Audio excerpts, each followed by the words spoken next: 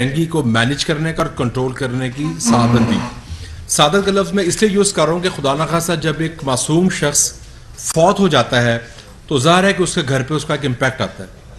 और ये मैं बात बताना चाहूँगा कि KPK में बिलखसूस गुज़िश्ता 10 साल से डेंगू की आउटब्रेक है, लेकिन वहाँ की हुकूमत ने आज तक डेंगू को मैनेज करने के लिए जो मुस्बत इक़दाम करने चाहिए थे वो नहीं किए। आज भी 15,000 से ज़ायद पेशेंट्स इस सीज़न के KPK में आ चुके हैं। पेशावर में 7,000 से ज़ायद पेशेंट्स हैं। बेशुमार लोग बेचारे मासूम जो है वो खालके की से जा मिले हैं, लेकिन आज ही वहाँ की हुकूमत को मुअस्सर हिकमत अमली नहीं अपना रही। यही सूरत पंजाब में है इस वक्त। जब भी तहरीक इंसाफ की रूलिंग किसी भी सूबे में या मरकज में आती है तो उसके बाद वहाँ पे दीगर इकदामात, चाहे वो एजुकेशन हो, वो सेहत हो, माशात हो, वहाँ पे जो डिस्ट्रक्शन होती है, वहाँ पे जो खराबी होती है, उसके साथ डेंगू का इम्पैक्ट भी सारी कौम के सामने आ जाता है। आप देखें 2019 में 7,500 से ज़ायद पेशेंट्स थे, 2021 में 15,000 से ज़ायद पेशेंट्स थे, और आज जब अभी सीजन अगले 2-3 हफ्ते मजीद चलेगा, इस वक्त भी पेशेंट्स की तादाद उनके रिकॉर्ड के मुताबिक 15-16 हज़ार के करीब है, और तकरीबन 2 दर्जन लोग जो हैं वो पंजाब में वफात पा चुके हैं। पिछले साल ये 55-56 लोग थे जिन्होंने वफात पाई थी। मैं ये आपको बताना चाहूँगा कि जब 1-1.5 माह हमारे पास ये जिम्मेदारी थी, वज़ीर सेहत था, तो मिनट्स ऑफ द मीटिंग्स में मीडिया के ज़रिए और काम के ज़रिए ये वाज़ेह कर दिया गया था कि जिस काम का आगाज़ फरवरी में तहरीक इंसाफ की हुकूमत ने करना था वो हिकमत अमली नहीं अपनाई गई। वो तमाम इक़दामात दो शहबाज शरीफ साहब ने और उनकी टीम ने बाकायदा एक बुकलेट की शक्ल में जो हुकूमत के पास मौजूद है उस पर अमल दरामद नहीं किया गया। अमले की तादाद इंतहाई कम थी, अमले को हज़ारों की तादाद में हमने आगे भर्ती किया। थर्ड पार्टी वैलिडेशन जो मुख्तलिफ महकमे करते थे उनका कोई पुरसाने हाल नहीं था। और मेरी इन तमाम बातों का अगर कोई इस पर मुबासा करना चाहता है, इस पर जवाब देना चाहता है, तो मैं इसके लिए हाजिर हूँ। मैं लॉजिक के साथ और सबूत के साथ ये साबित करूंगा कि तहरीक इंसाफ की नाकस हिकमत अमली की वजह से जो वो डेंगू की आउटब्रेक हुई है। और आपको कुछ दोस्तों को याद होगा, एहतसाब कोर्ट के बाद अगस्त के पहले हफ्ते में जब हमारी हुकूमत जा चुकी थी, मैंने उन तमाम चीज़ों की निशानदेही कर दी थी कि पंजाब में आउटब्रेक होगी। इस वक्त लाहौर की सूरत हाल ये है कि लाहौर में आउटब्रेक है, पिंडी की सूरत हाल ये है कि पिंडी में आउटब्रेक है। गुजरांवाला शहर जहां पर कई साल से हमने डेंगू को मैनेज किया था, आज वहां भी आउटब्रेक वाली सूरत हाल बन चुकी है।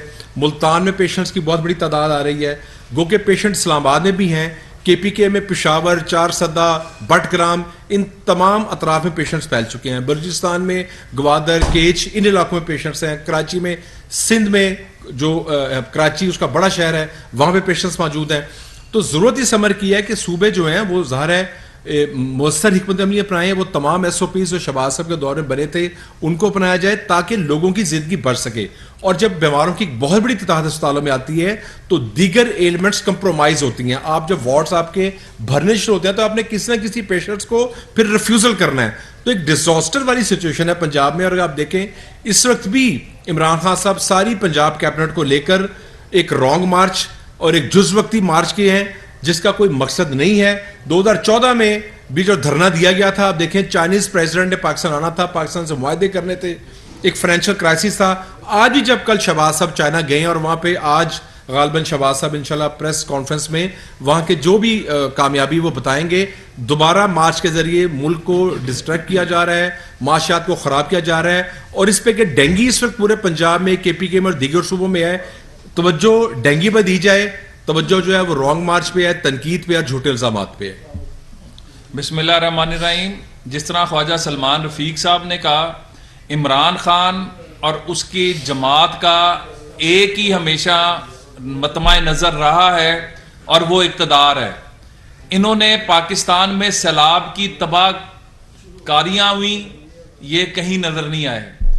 आज सैलाब का बैठे हुए लोगों का अगर कोई पुरसाने हाल है तो वो शहबाज शरीफ साहब और उनके इत्तेहादी हैं।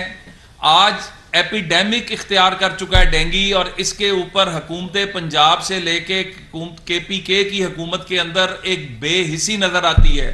लोग अपनी मदद आपके तहत इलाज भी करा रहे हैं, ना हॉस्पिटल्स के अंदर वो इमरजेंसी है जो हम लगाते थे, ना वो जो इंडिकेटर्स हम रखते थे उनको फॉलो किया जा रहा है। सिर्फ और सिर्फ एक काम किया जा रहा है, कौम का दिमाग खराब करने की कोशिश।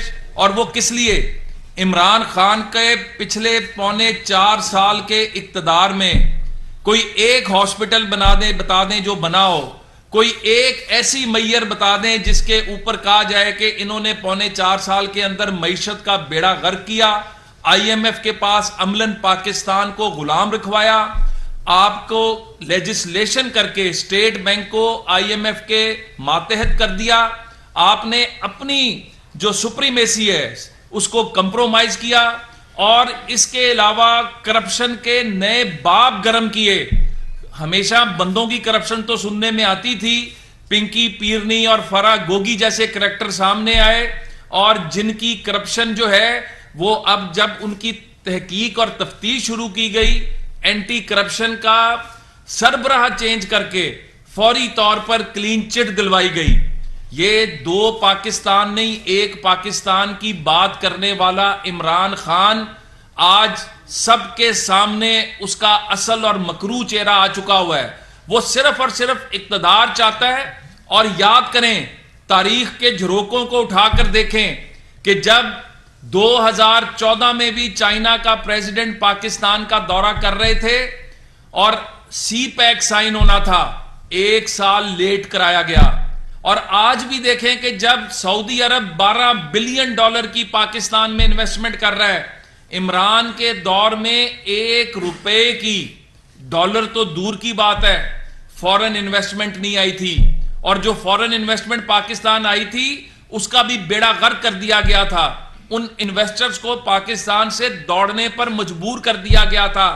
कोई भी मुल्क, चाहे वो अमेरिका हो, यूरोप का कोई मुल्क हो, वो फॉरेन इन्वेस्टमेंट के बगैर नहीं चल सकता। पाकिस्तान में इमरान के दौर में 4.25 साल में 1 पैसे की इन्वेस्टमेंट नहीं आई थी, और ये सड़कों पे ख्वार होता फिर रहा है।